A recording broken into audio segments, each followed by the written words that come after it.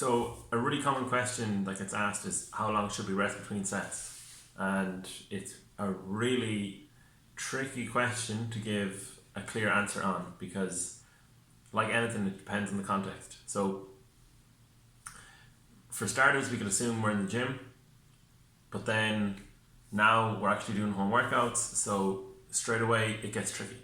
So we'll start off here and we'll just go through as if we're in the gym. So if we were in the gym and we were training for strength, and let's say we were doing our heavy compounds, shoulder press, kind of glute bridges, squats, deadlifts, bench.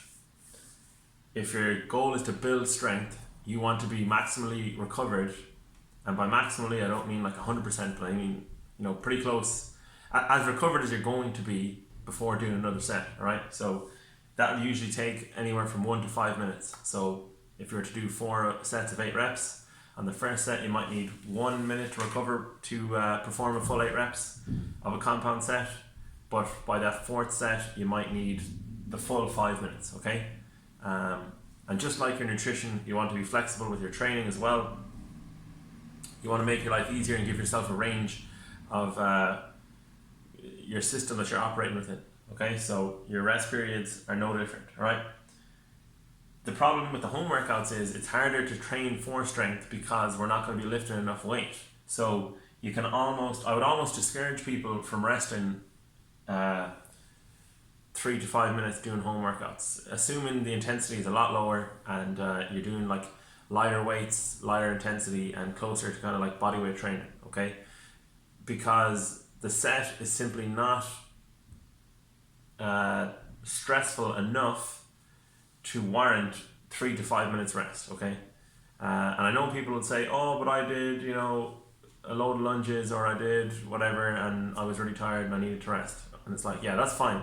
That was because you were stressing your cardiovascular system, not your muscles as much as more than likely you're stressing your cardiovascular system more than your muscles. Okay, simply because the weight isn't there. So the weight is not there. You're not going to be stressing your nervous system and the muscular systems to warrant the longer rest period. Okay, so having cleared that up, assuming we're doing home workouts, we're going to focus more on taking shorter rest periods. So anywhere from 30 seconds up to 3 minutes. Okay, so maybe you're really focusing on form. You're doing the heaviest set of your home workout that you can do. You've got a backpack on, you're doing decline press ups, and that's like really intense, and you need a longer, up to 3 minute rest period. Okay, that's fine, but to do that throughout your workout will be ineffective. Okay, more than likely. Maybe I'm wrong, but that would be my take on it. Okay, so you want to be aiming closer to the 30 seconds to kind of 2 minute range roughly. So that way then it'll allow for sufficient recovery to occur between sets, but for you to still maintain a pump and still build up enough systemic stress so that you're actually breaking down the muscle. Okay,